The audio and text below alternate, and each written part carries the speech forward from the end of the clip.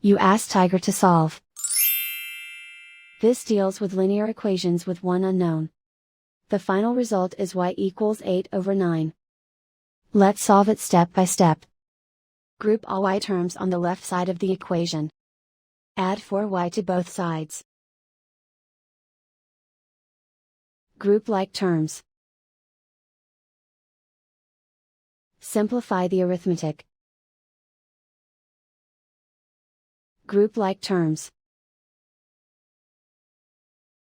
Simplify the arithmetic. Group all constants on the right side of the equation. Add 2 to both sides.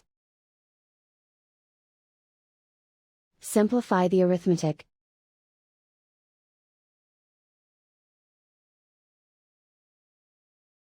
Isolate the y.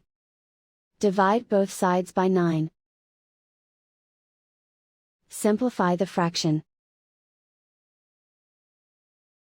And so the final result is y equals 8/9.